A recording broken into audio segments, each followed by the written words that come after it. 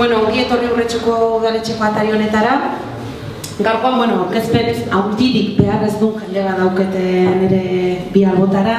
Alde batetik Gotzon Aranburu, bertakoa da, Zumarrakoa da, baina Urretxu Zumarragan, asko ibilitako kazetari todoterreno, horrela bate bataia duzun, aurkezpen bat ere egin genuen prentxari begira, eta berak hemen pareta hauetan ikuste dituzuen kartel bilduma hau zati bat berea da, guztiak dia berea, baina beste zati bat ez dugu tokirik topatu denak jartzeko, pena izan da. Konturatuko zinaten, gaia munduko gatazkei buruzko jardunaldiak antolatu ditugula, 3 egun hauetan eta datorren astean zehar ere egongo dira bai paretetan jarrita kartelak, baina baita ere gaurko honetan oso interesante iruditu zaigu beraiek aurkezpen bat egitea zer daukaten eskuartean eta munduko gatazka eta Euskal Herriko gatazka munduko gatazken artean horrela kontsideratzen dugulako iruditu zaigu beharrezkoa zela hemen aurkezpen bat egitea. Eta horretarako herritarrekin egiteko aukera baldin daukagu, are eta hobekiago. Gatazkei buruz hitz egiten dugunean, normalen hitz egiten dugu iraganari buruz, iraganan zer pasatu da, normalean historioko liburutan irakurtzen dugu eskoletan, ikusi dut eskolatikan jende asko etorri zatela, lizeotikan, idoiak inbetxatzen dut, bestela etorri zate, bale.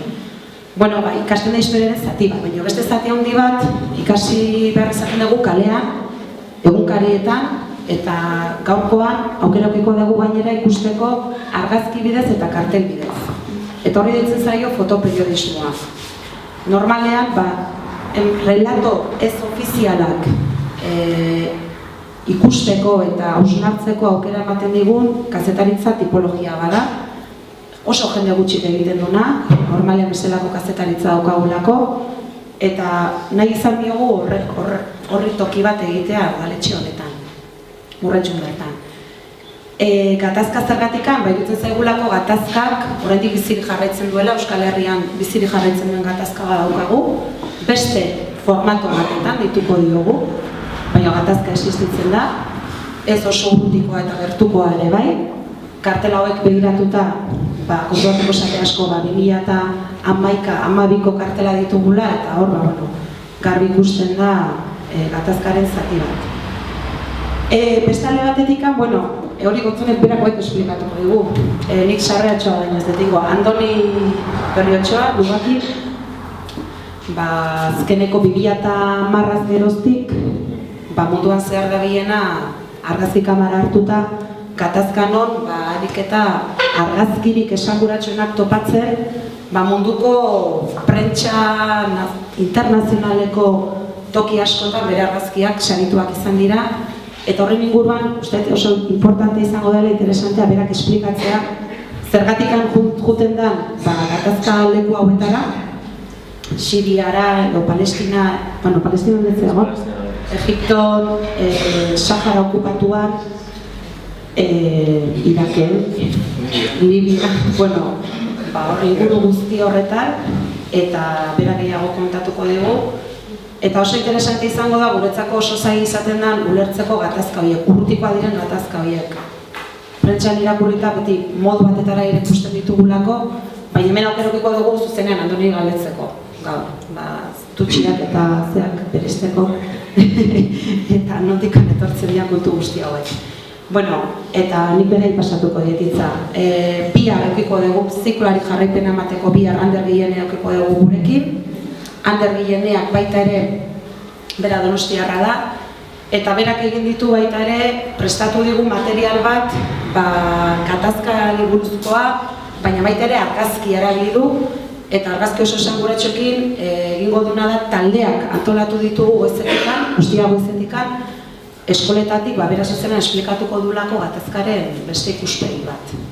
Orduan, unitzegu, ziklo guzti honekin hasiera bat emango diogu gatazka kontzeptua ulertzeko, beste modu batera ulertzeko eta elkarrizketa sortzeko, baitaren nahi dugu hausnarketa sortzea, zergatikan gatazkak sortzen diren eta nola gestionatzen ditugun gatazka horiek, eta gero ze ikuspegi ematen zaion prentsa ofizialean baita ere askotan, horren inguruko hausnarketa sortzen nahi dugu, Eta batez ere gertutasunetik, bai Andonikin eta bai Gotzon hemen edukita berei galdetzea, ez? Galdetuta ikustea benetan hauen atzean, arraketa kartela hauen atzean, zer dagoen, bai? Orduan, bueno, zuei pasatuko dizuet hitza.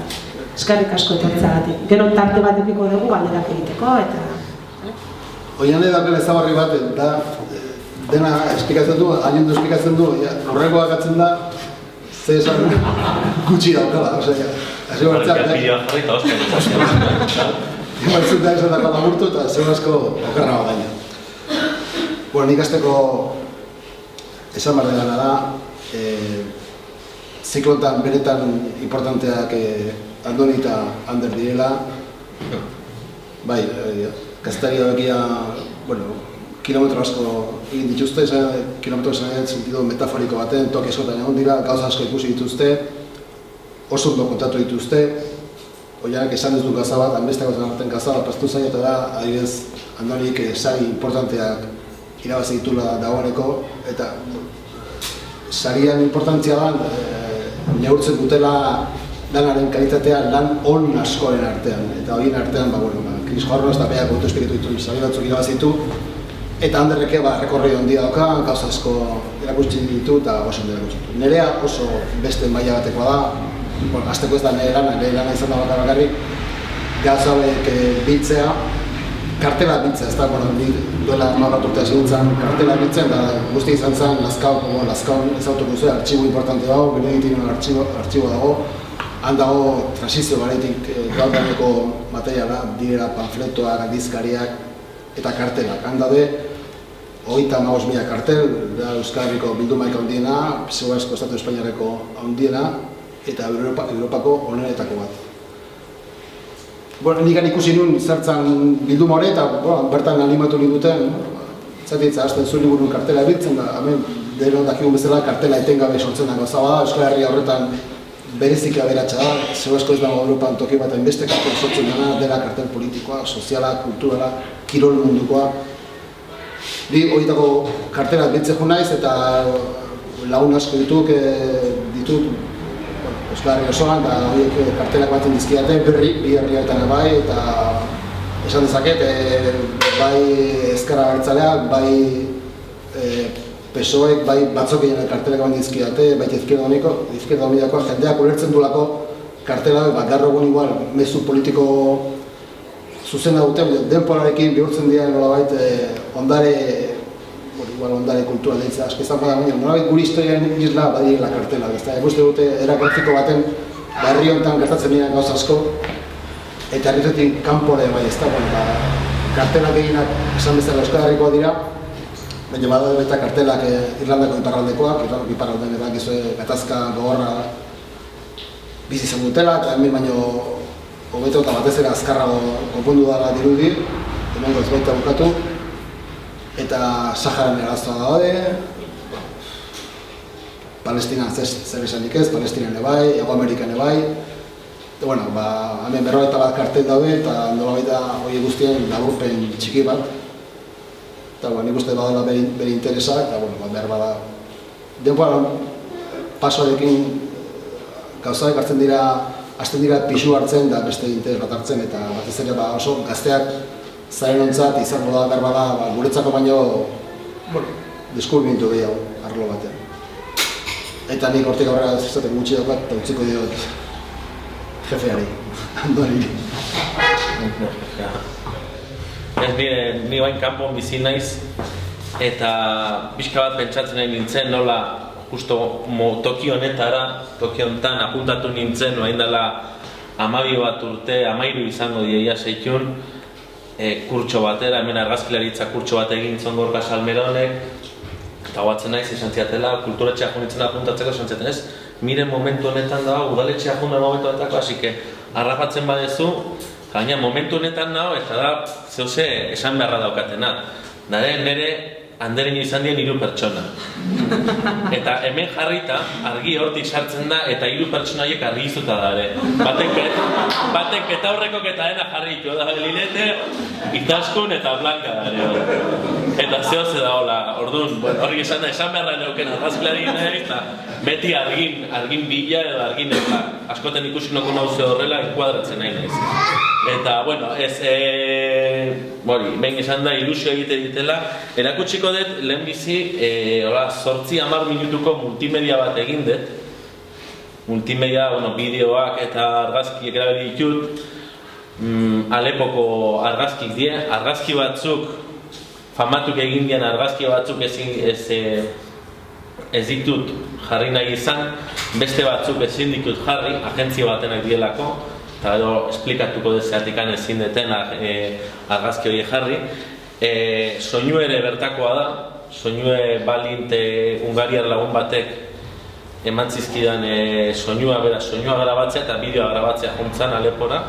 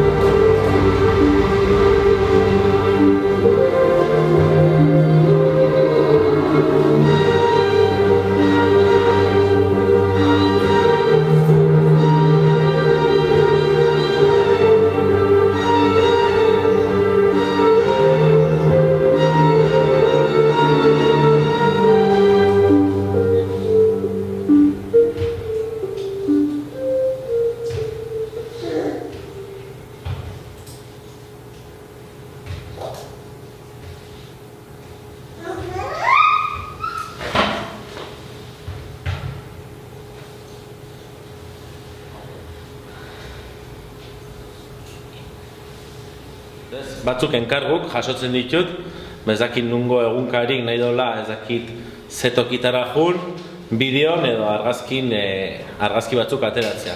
Eta beste bada nik erabakitzen dut toki batea jun. Normalen, enkargua baldin bada, lan guzti hori ia eginda dator. Hau da, nahi esaten dira, hotel untan ningo dezulo, eta gu nahi deguna da gai hauek jorratu. Orduan, gai horiek jorratzeko lana basteik ez daukezu. Osa, nik ez dauket ez abioiaren tiketa erosi beharrik, ez seguro egin beharrik, ez eta ezertxo ere. Aldiz, nik nire kabuz june baldin bade, Alepoko kasu hontan, adibidez, hasi banaiz kontaktatzen, batetik, kontuk egin bat ditu jun baino lehen hau. Eta tristea esatea baino alaxe da. Nik inbat dauzket, autonomo guzti bezala, baina freelance esaten da, autonomoa da, ezkenen oso hitz tristea da autonomoa. Egie da. Eta,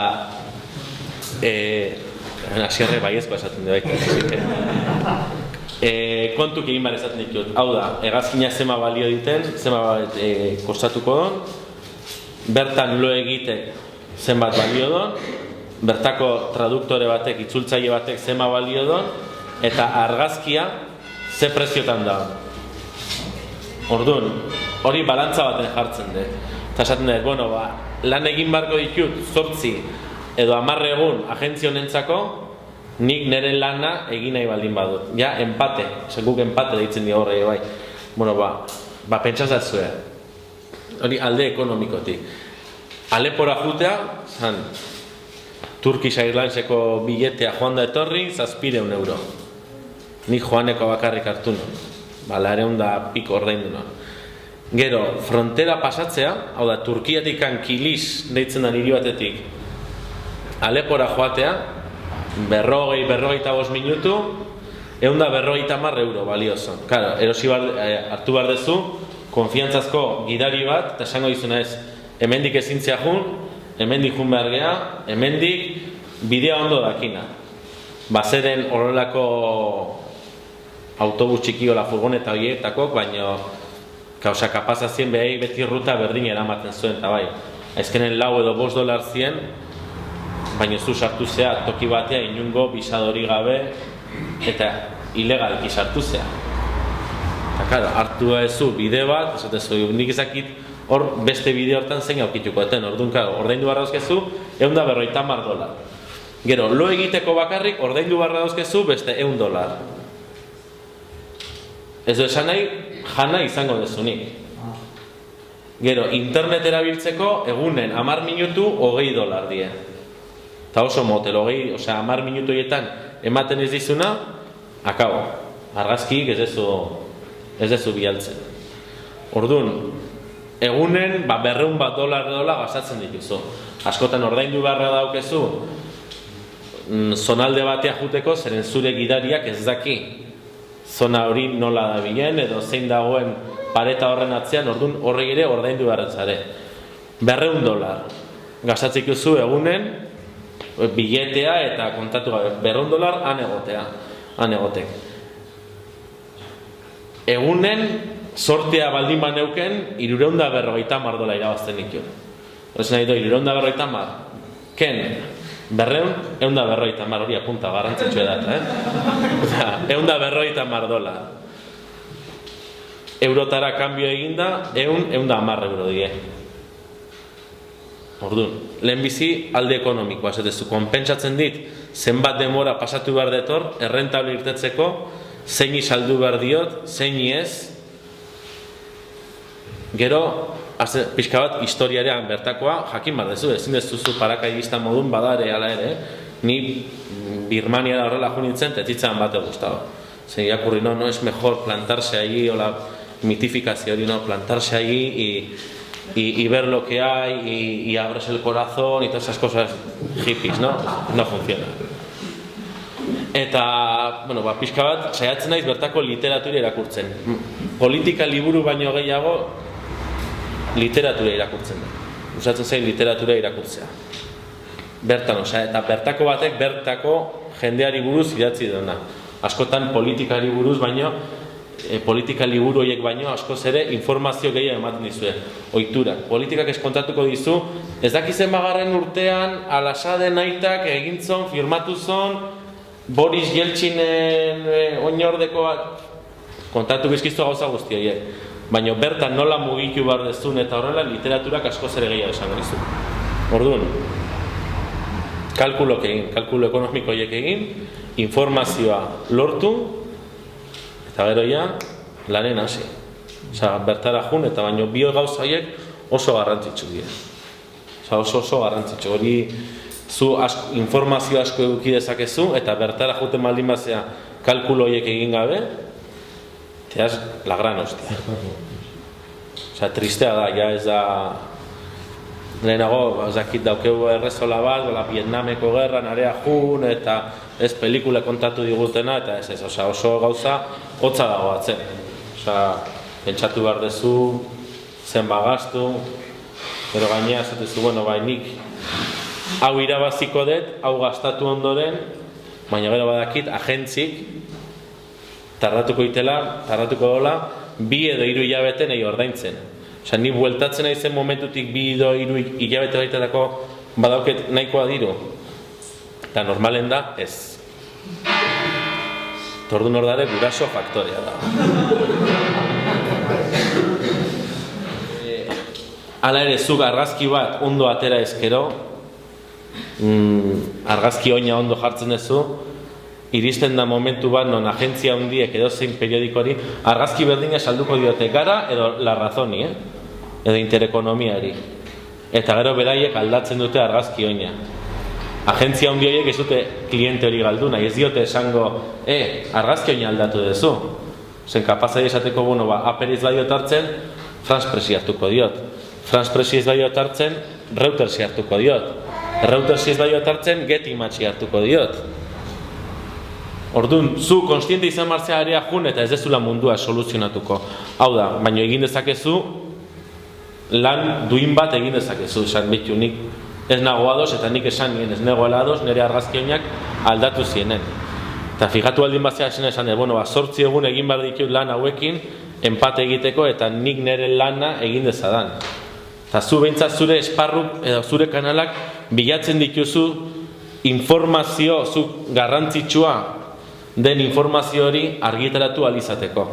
Nik normalean Garan argitaratzen ditut. Edo irratitikan deitu izan diatenen, bertatikan esan egiten ditut. Baina hori alare gauzo betidanikan erabili izan den gauza bada. Kazetaritza asmatu zuen politiko batek. Alaxe izan zen, berak nahi zuen informazioa, eta gaina asaldi hori esan detenen, kazetaritza politiko batek asmatu zuen, eta Alepo da mundun da, esaten dutenez, mundun dago hiririk zaharrena. Orduan, parte badauke, hitzak dian bezala oso zaharra dana. Orduan, hor bertan geunden, checkpoint edo kontrol batean urrengo puntua aber nola zegoen jakiteko, zenan ez da kotxe hartzen duzu, areazoa, argazkik atera ez. Frenteko 15-20 ordu erdi hori, area juteko asko kostatzen da. Igual 2 ordu jun barra daukezu, 2 ordu pasatu barra dauzkezu, horre iristeko. Eta are iritsi ginenen, azkeneko checkpointen zeon tipo bat, esan zena, argazkia da eta iazun lagun honekin, talako baten katu bat, eta esan, katu horri nola dago hemen katu, ez dago ospain, zaratakin edo, eta ez, nola ez dago hemen ingurun ezer jatekoik, guk ematen dio jana. Eta kaso iken dit, tibu esan zen ezen, nik kaso iken dit, nik deitzen diotenen, etorri iken da. Eta iskina baten jarri izan eta esan zian, nabe ez du argazki atera, baina aurpegi ezia zu atera, zeren ni Damaskotik iesindakoa naiz eta nire familia oraindik Damasko barrun da. Orduan ikusten badute nire argazkiren bat kapazak diagoen nire familia zehozeiteko. Orduan aurpegi eta patu zon eta katui deitu intzion. Eta hogi pusketa bat zeuken eskun. Eta orduan katue juntzan argazki bat dauken gerturatzen nahi dela, beste bat ogie jaten nahi dela eta lastantzen nahi dana, eta bero bestea zarata bate hontzan, eta katue ikau intzan, bildurtu intzan. Eta hola da, hola katue argazki hortan, pixka temati da. Eta bero bestea ja, katu oie hartu eta ospaikin honekoa. Eta bialin itun, 3 argazki, apera, duda neuken. Esaten hau bialikoe eta hau bialikoe, eta orduan beraiek normalen serioak itzetik bat hartzen dute. Eta hartu zuten, milizianoa katue lastantzena izanekoa. Osea, lastanola oso argazki kariñosoa da. Zen, Kalashnikov badauke, baino katue lastantzen nahi da. Eta karo, gero azten zea, argazki hori erabili zuten aldizkari eta periodiko egunkari pilotan zen garai hartan zeon prozesu bat hasita zeon esanez, Al-Assad Gaddafirekin konparatzen hasi zien eta bera bota nahi baldin badegu lagundu behar ditugunak die matxikoa. Hau da, errebelde horiek, neskin ditutako errebelde horiek lagundu egin behar ditugu, orduan argazki hori erabili zuen. Eta handio 7 hilabetera nila Alepoti bueltatu nintzenen, e-mail bat bidali ziaten, esan ez aizu badakigu, beste argazkia ere badaukezula. Bidaliko diguzu mesedez. Eta justo orduan ja aldatu zen, Al-Qaeda sartu zen, ja batan narra, baiketak ikin hasi zien, rebeldeak beraien artean banatzen hasi zien, eta orduan estatu batuarrak ere konturatu ziren igual Al-Assaden aurka jun baino hobezutela Al-Assad laguntzea. Eta bai nahi zuten beste argazkie. Hau da, katue bildurtuta agertzen zana periodikotan erabiltzeko. Argazki hori da, postura miliziano bat ikusten da, oso postura goxo baten, baino katue bildurtuta da, eta besten aldiz ez. Orduan bi argazki gerako, esan nien bigarrengon, ez nola beraietaz ezertxo ere jakin. Eta ikusteko nola argazki bat edo beste erabilita iritzi asko aldatu daitezken. Eta konparazio hori egitea beti gustatzen zait. Eta beste baten agertzen da, pertsona bat hilda agertzen da, eta beste batetan oraindik bizirik dagola. Eta irribarretxo. Eta biak eskatu zizkiaten, eta galditu zen hilda zegonakin, eta gero eskatu ziaten bizirik zegona. Zen ez zuten berriz ere aldatu zen Al-Assadek arma kimikoak entregatu etzituna sospetxan, eta aurpegi izan zuen berriz ere agentzik, berriz ere eskatu ziaten argazki hori nien bizirik zegonekoa. Manifestaldi baten esan ez, behitu hauek, aizkenen igual, uste zuen nola politika aldatzen da nien argazkien iturria, argazkien eskaere aldatu egiten da. Eta orduan hori gotzonekin hitzein da neuken hori nola argazki desberdinek nola aldatzen zuten iritzia zen argazki beti izan digute egia absolutoa dala, egia dala eta ez dago gauza manipularriagorik argazkia baina. Eta ez nahi zitzeikin nahi Photoshop ez, Osea, Photoshop da gaur egungo invento bat, baino argazkia eta bakit asier daola baina morratzen nahi zehoz esan nahi dola baino argazkian erosti zen da oso medio manipulatzailea. Oso zen ez dugu ikasi ez da ere argazkia nola interpretatu, eskolatan ez digute sekula erakutsi, ez dakigu kultura hori nola barneratu, ez dakigu argazki bat interpretatzen, ikusi egiten ditugu, baina ez ditugu liseritzen. Así que, ez dakizkigu irakurtzen. Baina hortik handator, aprobetxatu egiten du. Manipulazioa dagoen eskualde giztean, dago edo zein Photoshopa pixka bat punta eman dien, izena eman diona guzti horri. Baina, hori negatibotan ere manipulatzen zen. Eta oso ondo, Photoshop ikusi izan ditugu manipulazio batzuk, ez dakit Staline ilepioa jarri ziotenekoa edo Trotsky desagertu zutena, eta negatibotan manipulazio batzu, baina Photoshopen nahiko luke. Hemen etxen Photoshop piratetuta daukeunak nahiko genuke horrela manipulatu egitea da. A ber, nera naia galdera badauka.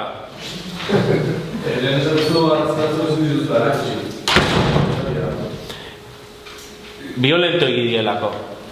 Hau da, askotan konturatzen naiz, argazki violentoa jartzeako jendeko laikendo edo tal, eta gelditzen da, lau bost argazki erakutsita ere, gelditzen da argazki violento horrekin. Eta bai, ez dut, nik ez diot inori digestioa erraztu nahi. Osea, argazkiek hola gertatu die, baina nik esan nahi detena argazki violentoiek desbirtuatu egiten dute. Osea, ne baldin baizu interneten badauzket eta norbaiten morboa baldin badauke, erakusteko ere badauket. Baina nik ez non nahi argazki olako modu hortako argazkik ez non erakutsi nahi, ez nolako mezua desbirtuatu nahi. Ni badauket horren ingurun beste aldera bat, eta Bota. bezala askotan eukitzen duen duda izaten da, behintzate argazki hilaritza olako konfliktukin harremanetan da honen, ez? Mezua, baitxaipatu dezuna, oso gorra izaten dela normalen, baina bestalde argazkilari ontzat behintzat irudi horietako asko oso ederrak dira. Hoi da. Orduan hor sortzen da paradoja horrekiko Claro. Esa, edertasunera makabrora, osea, makabro bidea hartuta, edertasunera, osea, holako Natxui hor dauke. Osea, begiratu zazun Natxuien argazkiak, James Natxui ez dakit ezagutuko zuen da, mundun dagoen gerra argazkilaririk famatuena. Dakigo baina azken aldi honetan, bere argazkia berriz ere asko agertzen nahi da, Ruandako 20. urte hurrena eta agertzen da gizon bat bere matxetazoke telebistan erakusten argazki baten, hori argazkiari ez berea da. Eta bai, Asierrek esan duena, bai, arrazoia daukezu, baina pentsatu zazuzu baita ere horrelako toki baten zarela eta argazki ederrik ez dezula ateratzen. Osea, aurren daukezu oso gauza makabro bat eta argazkia gaizki enkuadratzen dezu, edo argazki horrek bere mezua igual ez do bialiko. Askotan hor balantza hori izaten da. Ez baldin bada ederra, jendea ez da igual gelituko, edo editorek, edo ez dute hartuko argitaratzeko. Ahora, ederra, politia baldin bada, ondo enkuadratuta, ondo enfokatuta, edo zu nahi ezun bezala enfokatuta, porque enfocar es de burgués, es buru. Eso es. Jartzen dezu, exactamente. Jartzen dezu hor balantza baten, esaten dezu, bai, argazki ederra da, gaia oso fuertea dauke.